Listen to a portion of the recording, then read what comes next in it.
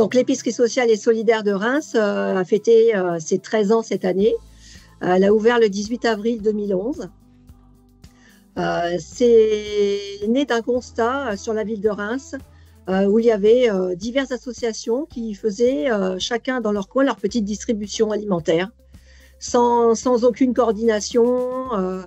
Et donc, l'épicerie sociale et solidaire, sa création a permis de fédérer un peu tout ce monde-là.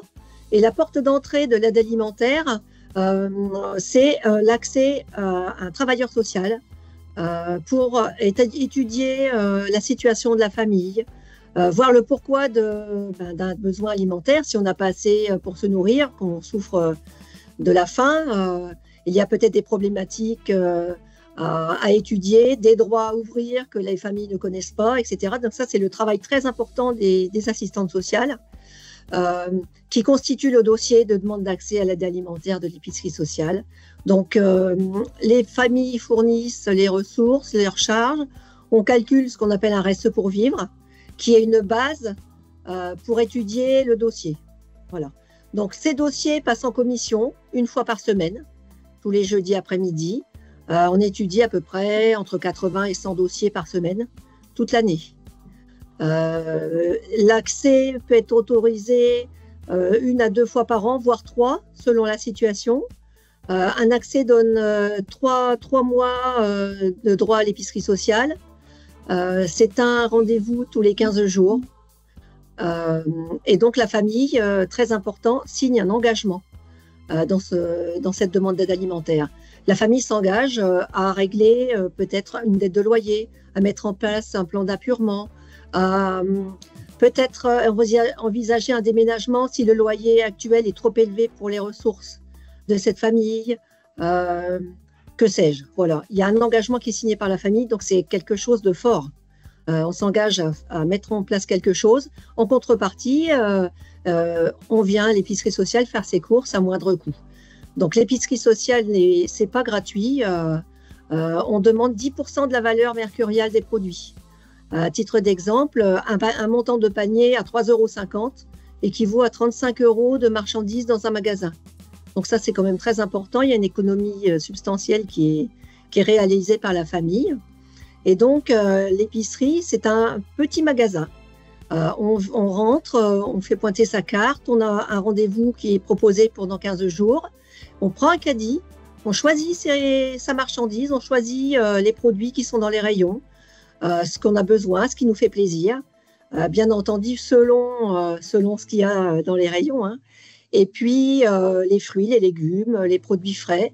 Après, on passe en caisse, régler sa participation, on a un ticket de caisse. Donc ça, c'est très important pour rendre la dignité des familles, de les rendre actrices du choix de leur alimentation, de pouvoir faire librement le choix de ces denrées dans l'épicerie. Voilà. Donc le réseau Espoir a été créé en 2011.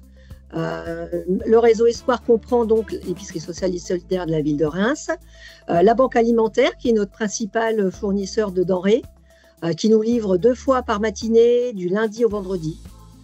On est ouvert toute l'année, hein. On n'a aucune fermeture, ni l'été, ni les vacances de Noël, etc. On est ouvert du lundi au vendredi, sauf les jours fériés. Donc la banque alimentaire qui nous livre 2 fois par jour. On a d'autres associations qui se sont réunis autour de la table et qui ont souhaité faire partie du réseau. On a l'entraide protestante qui, elle, de son côté, fournit ce que l'on appelle l'aide transitoire. Donc, quand une famille saisit l'assistance sociale pour avoir une demande d'aide alimentaire, le temps que le dossier soit constitué, qu'il passe en commission, que la carte soit envoyée à la famille, le besoin alimentaire est présent. Donc, on oriente vers cette association, l'entraide protestante, pour avoir l'aide transitoire en attendant l'accès à l'épicerie sociale. Donc là, cet accès n'est pas gratuit non plus. On demande une participation de 2,30 € par personne, de participation aux frais de cette association. La société Vincent de Paul aussi fait partie du réseau qui nous fait de l'aide de portage à domicile. Excusez-nous.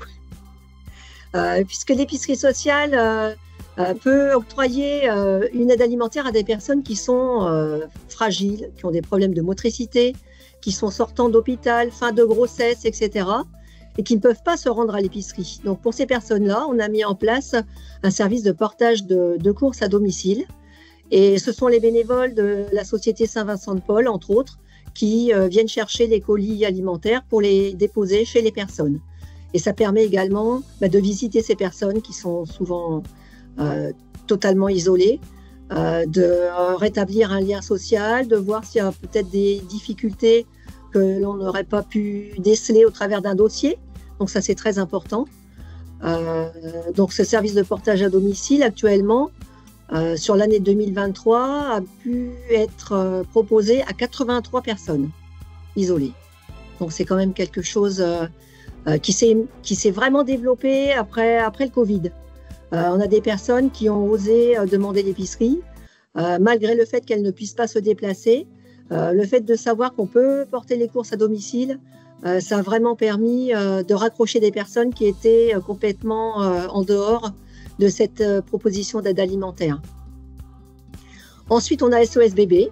SOS Bébé qui fournit des denrées alimentaires et aussi de la puériculture, des couches, etc., des petits pots pour les bébés de 0 à 1 an, pour les familles bénéficiaires de l'épicerie. Il faut être bénéficiaire de l'épicerie pour avoir accès à SOS Bébé. Nous avons ensuite 2 associations étudiantes, l'AZERCA et Agorae Intercampus. Agorae Intercampus qui gère une épicerie sociale dédiée aux étudiants depuis 2015. L'AZERCA, elle, fournit l'aide transitoire pour les étudiants.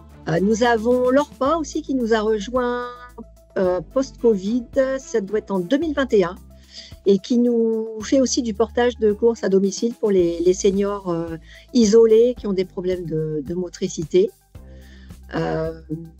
Le département, bien sûr, qui participe aux commissions d'études des dossiers. On a entre 70 et 80 foyers qui fréquentent l'épicerie toutes les après-midi. Grâce à l'aide alimentaire qui est proposée à l'épicerie sociale, on va rebondir sur toutes sortes de domaines de la vie courante, que ce soit la prévention santé, les ateliers cuisine pour le bien manger, bien vieillir, des ateliers prévention des chutes équilibre aussi pour les seniors, et tout ça gratuitement, bien entendu. On a une permanence de culture du cœur une fois par mois qui vient proposer expositions, peut-être aussi des spectacles à coût réduit. On travaille également avec l'association Prévention Diabète qui nous fait du dépistage pendant 15 jours une fois par an.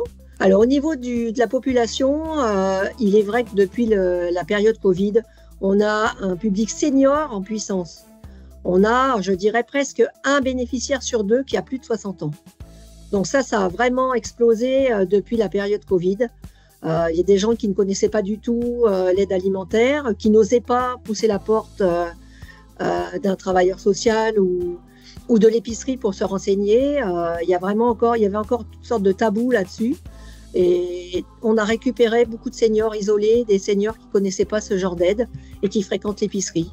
Donc ça, voilà l'évolution au niveau du public que l'on reçoit depuis 2011. Beaucoup de familles monoparentales également, des mamans seules et des papas seuls. Et puisque l'on constate aussi au niveau des aides, au niveau des prestations en général, beaucoup plus de contrôle au niveau des prestations CAF, etc. et des coupures de droits. On a des familles ou des personnes qui se retrouvent en rupture de droit du jour au lendemain. Alors, pour X ou Y raison, nous, on n'est pas là pour juger, mais 0 ressources pour se nourrir. Donc, en lien avec l'assistante sociale du quartier, du département, on peut proposer des dépannages alimentaires gratuits. Toujours sur orientation du travailleur social, puisqu'il faut suivre le pourquoi du comment de cette rupture. Et on peut proposer des dépannages gratuits à ces familles. Et ça a explosé. Ça, franchement, sur 3-4 ans, on est passé de 60 dépannages à plus de 300. Après, pour tout ce qui est notre réseau d'approvisionnement, donc la Banque alimentaire est notre unique fournisseur de denrées alimentaires. Ces denrées alimentaires sont issues de la ramasse des grandes surfaces.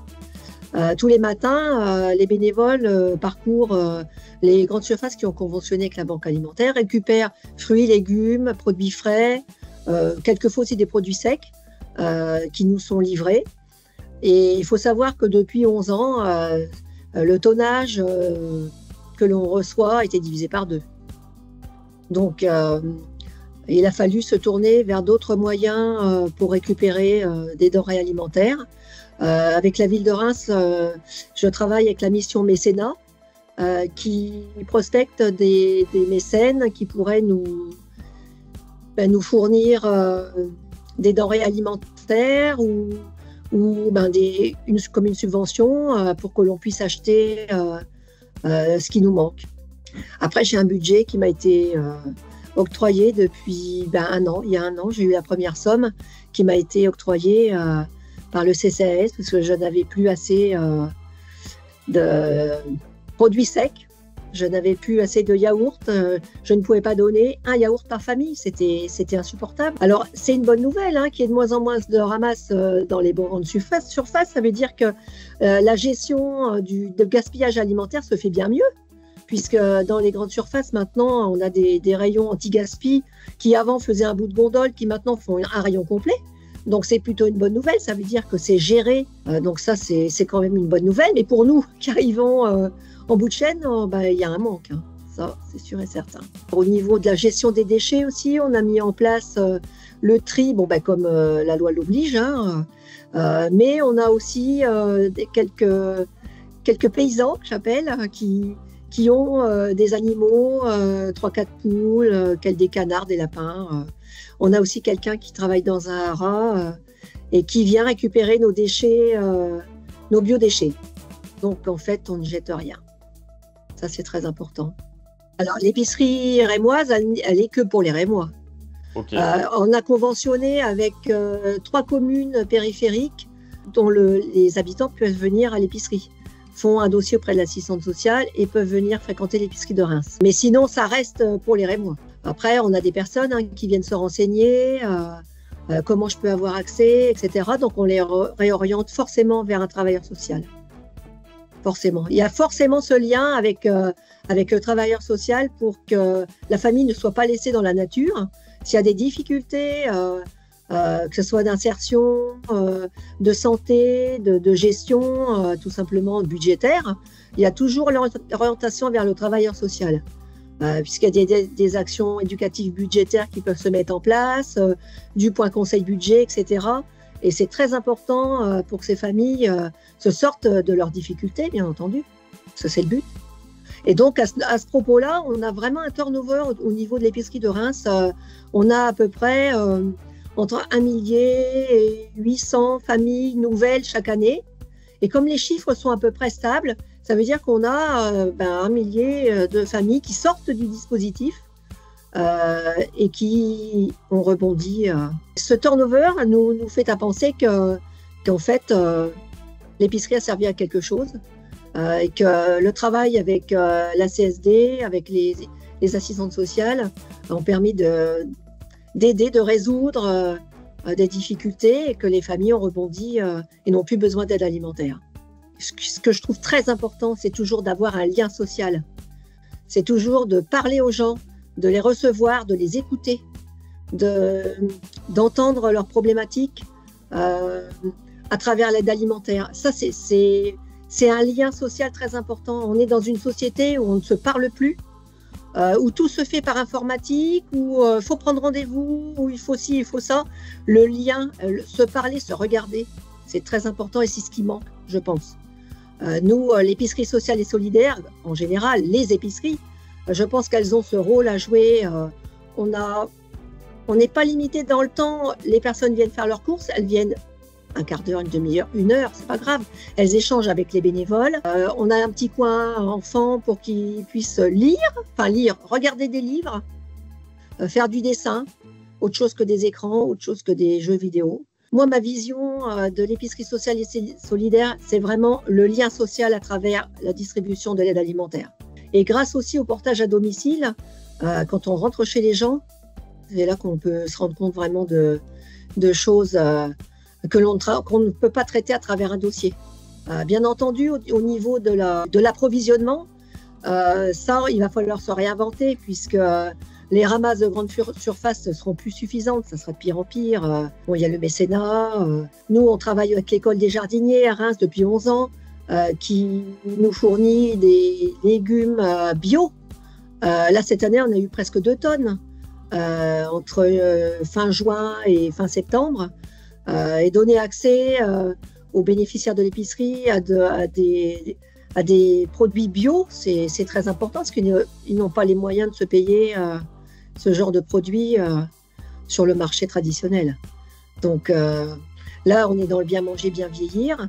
On peut proposer aussi avec d'autres associations partenaires, non pas du réseau Espoir, hein, mais du lien que l'on peut avoir avec l'épicerie, comme l'association Les Bons Restes, qui eux font des ateliers collectifs et qui proposent de recuisiner des fruits ou des légumes qui sont un peu touchés, qui récupèrent sur les marchés, etc. Ce que nous, à l'épicerie, on ne peut pas faire. Et donc, qui peut permettre au public aussi de cuisiner à vraiment moindre coût. Et le lien social au travers de ces ateliers qui sont collectifs, qui sont un peu différents de ce que nous proposons, qui sont plus individuels, et là où ça peut libérer la parole et la confidence. On est complémentaires, tout est complémentaire. Et c'est ça l'importance de travailler en réseau. La solidarité est toujours là. Preuve en est ce week-end avec la collecte nationale, où vraiment les gens ont donné vraiment avec leur cœur, donc ça c'est très important.